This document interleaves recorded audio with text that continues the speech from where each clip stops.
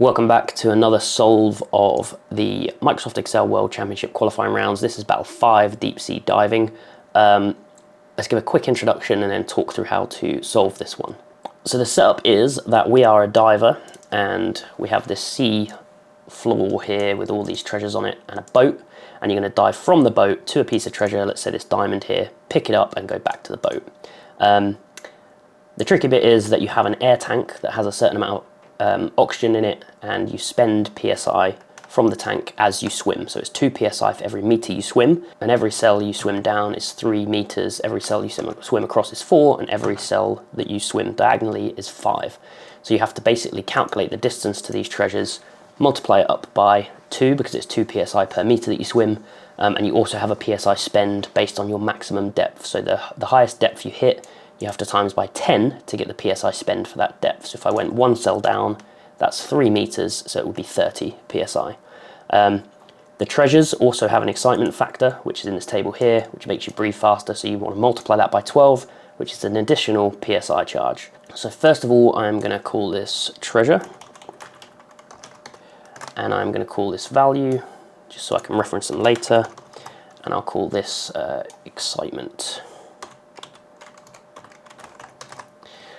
And let's get into it. So what is a collective value of all treasure on the seafloor? So let's just say equals x lookup all of this in our treasure, and give me the value. If it's not found, give me a 0. That's going to give me all the value of those bits of treasure. So I just want to sum that all up. And that is 9,200. Next up, how many meters from the boat is the first item of treasure? Well, I need to figure out how to do that calculation, so I'll do that later on. So let's get into question 1. So question 1, how valuable are the following hauls of treasure? Silver, ring and necklace. So let's pull those values out. That's silver, ring and necklace here. So that's nice and simple that they're all in order, so I can just copy it transposed. And then I want to basically do the sum product of this row and this row here. So let's do sum product of this, and we'll lock it, and this. There we go, that's question 1 done. Next up, we want to know how valuable these are, so we want to split this down. So I actually have a lambda for that, which is called split text, which just takes any string and puts it into its component characters. So I will use that, and I'll say x lookup split text of that thing in treasure. Actually, I didn't label the letters, so let's do it properly like this here, and return the value here. And then I want to sum all of that up.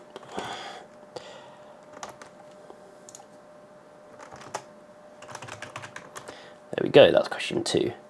Now we want to start diving, so we want to collect all these arrows. Again, I have a lambda for that because it comes up so often. And we want to know how many meters they are. So we know diagonal arrows are 5 meters, down is 3, across is 4. There we go. So then we want to look up the arrow in the list of arrows and return the meters that they're worth. I'm going to times that by how many cells we've moved. We also need to go back to the boat, so we've got to times that by 2 because we're going to the treasure and then back to the boat. So times by 2, and that's our answer. I haven't locked that table. There we go. Okay, now we want to know how many meters these locations are from the boat. So this is where the work of the case really comes in, and this is what I figured out in the real thing quite quickly, which allowed me to place 10th. So if I just give you a quick visual explanation. So let's say I had a boat in this red cell at the top and a treasure in this green cell at the bottom here. How would I calculate the distance to those? So the quickest distance is always going to be moving diagonally as far as possible and then going straight across to the location. Obviously, if this was flipped 90 degrees, then going down to the location. So what I want to know is the row and column of the start cell and the row and column of the end cell. And I want to know the difference between them.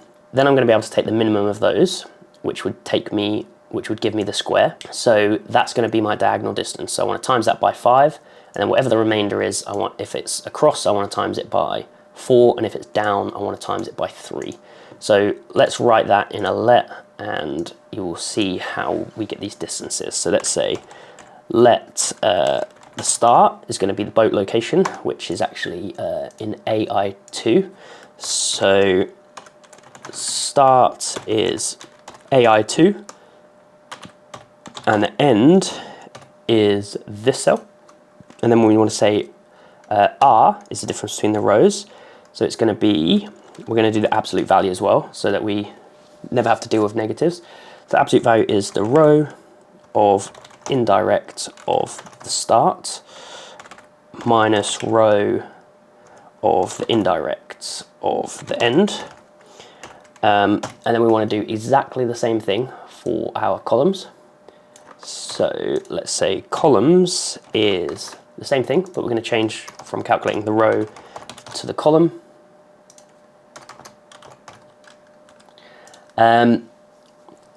Then our diagonal distance, we'll call that D, is going to be the minimum of those two. So row RC, and then our distance is going to be diagonal times 5 plus the row minus the diagonal times, so row is going down, so it's going to be times 3, plus the column minus the diagonal times 4. So when you think about it, either the row or the column is bigger than the diagonal, and one of them is the same. So one of these is going to evaluate to a 0 because we've already done the square, and one of them, either the column is going to be more than the diagonal or the row is going to be more than the diagonal, and it's going to find that remainder. So then let's give us back the distance. So hopefully that works. So let's just put that up here. 139 matches the example. So those are our distances. So let's copy those in. Okay, so now that we've got this, let's turn it into a lambda so that we can calculate the distance between any two cells, and it just will make it quicker to do this calculation again later on. So to turn the let into a lambda, I'm just going to put a lambda at the start, so lambda, and then our inputs are a start cell and an end cell, and then we can just remove the definitions here so that we are done. Wrap that, let's copy it and put it into our formula name manager. So new, we'll call this distance, and let's put our lambda down here. Okay, let's just check it works. So let's say equals distance from AI2 to this is 139. So that's working fine. Now I think we can do the second bonus. How many meters from the boat is the furthest item of treasure? So I am going to actually use one of my lambdas here, which I've shown off in another case. So you can go and watch some of those other videos if you're interested. All it's going to do is pick up all the items, eliminating the blanks, and tell me what cell they're in. I'm then going to say equals distance of AI2, which is the boat location, and that cell. And then I want to know what the maximum one of those is. So equals max of that is 153. So let's say 153. The next bonus, assume you only collect 5 items and they are in order, what is the highest value? So now we want to pull out the order from this. So I am just going to do a quick way and say flatten this as well, because it's the same map and the same dimensions. So that will give me the order. So that is 1, 2, 3, the fourth column. I can then say equals sort this by 4, and it's going to give me the order of all of the treasures. I can then say XLOOKUP the treasure, like we did right at the start, and give me the value. And then I pretty much have all the information about the map that I need there. So what we wanted is 5 treasures in order. So let's take 1, 2, 3, that's 5. Drag that down. And then we want the max of those. So let's say maximum of this is going to give us 18,100. And then we need some other questions done to complete these final bonuses. So what's the next question? It's asking how much air is used in diving to that location. So first of all, we want the distance, which we've already got a lambda for, between, again, A, AI2 and that. So that's our distance. We need to go back to the boat as well. So it's going to be times by 4 because we want to times it by 2 for the PSI, and then go back to the boat, which times it by 2 again. So let's times that by 4. And then for our maximum depth, I might actually just do for the example, for our maximum depth is going to be the row of indirect of this minus the row of the boat, which I think is 2. So here is row 2. So we are going to then times that by 3, because every cell you go down is 3 meters, and we want to times it by 10 because that's the PSI charge for the maximum depth. So those two added up should give us our answer, which they do. So we can then just drag that all the way down. And there we go. Okay, next up we're adding in the PSI starting value, and we want to know how much PSI we have left after collecting an item of treasure. So I'm going to do this in a new tab. So example 6, then we're going to do our model, which many of you have seen before. If you do these cases, it's a standard way to solve the questions. To H. There we go. So what do I want to know? I want to know the start cell, end cell, oxygen from distance, oxygen from depth, back to boat. I want to know excitement from the treasure, and that should be everything I need. So we start at AI2, we end at this cell. Our distance is going to be distance between these two, and I want to times that by 2. Our depth is going to be whatever I did in the last question for it, which is this.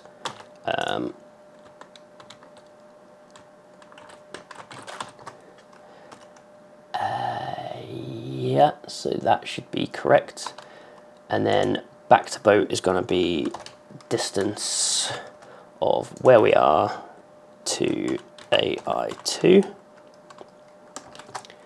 Then our excitement, we need to find out what's in the cell. So let's call this M for map, and let's do indirects of M and the cell. So that will give us our piece of treasure. We then want to look for that in our treasure table. And we want to get the excitement factor out. And the cost is 25 multiplied by that. So it's 25 PSI for every excitement factor. So now we should be able to do oxygen remaining, which is going to be our start value minus the sum of all of these things. 1438, so we've got something wrong there, I think. So what have we got wrong? So the distance is 2, the depth is that. Back to the boat, I haven't times back to the boat by 2 because it's 2 PSI per meter. There we go, so that should be good. Let's now do our data table.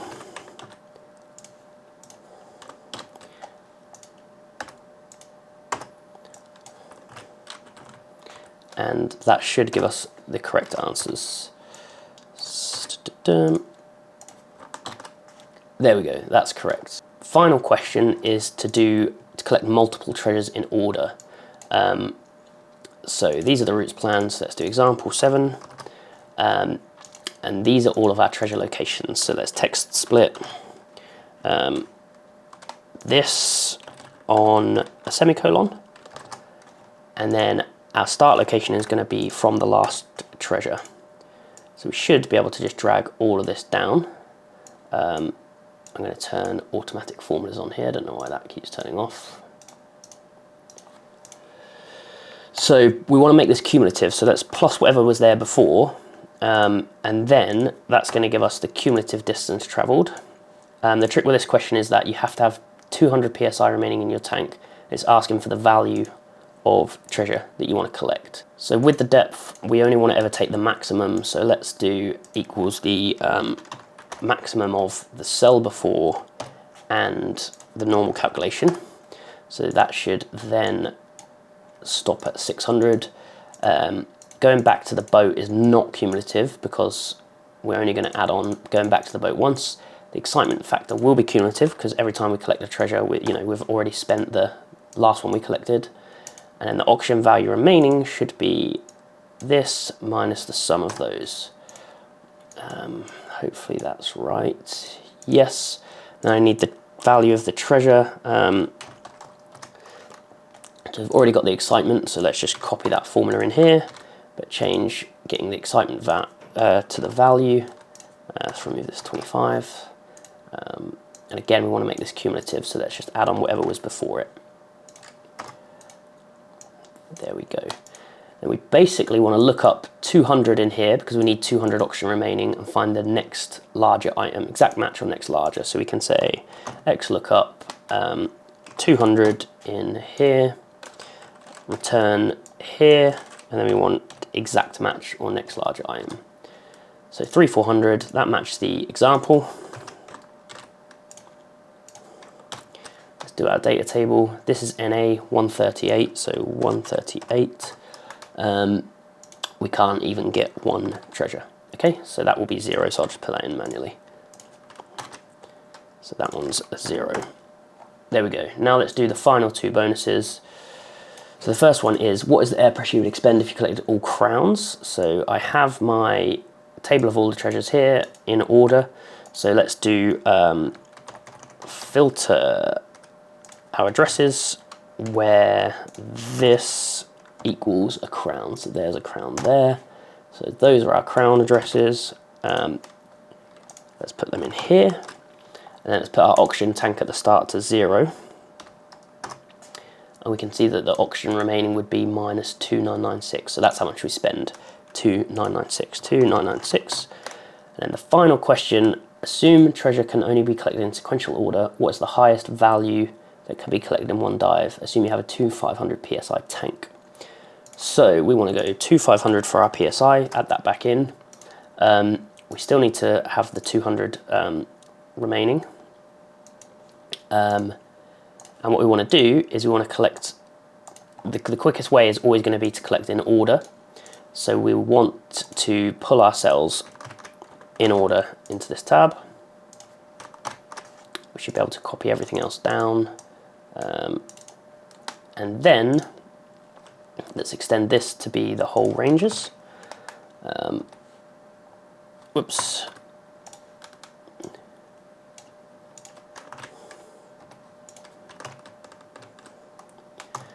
There we go. And what we want to do is do a data table where we check everything, but starting one location after another. So we're going to start at B16 and do all of them, then B20, do all of them, then C22, do all of them. So let's put 0 here. Let's say our ending cell equals this as an array. Then we have that. So what we can do is we can say drop this with 0. And then we can do a data table to drop by 0, 1, 2, 3, all the way up to the count of these, which is 70. So because we want to start at 0, let's do a sequence of 71 starting at 0. Then we can just data table this with this input. And then we can take the maximum of this. That didn't work because we have a calc at the end. We actually want a sequence. Yeah, that's fine. So let's do it to there. And it's 2400. Cool, and that is it. So that's how to solve the case. This is a method I saw from, I think, Andrew or Dim, I can't remember, but it's a really clever way to do it. And yeah, that's my solution. So if you want to see more of these cases, I've got a full playlist. You can click the link on the screen now. More to come. The next one is the simple case, which is going to be horrible to do because it's the hardest one so far, but I'll do my best.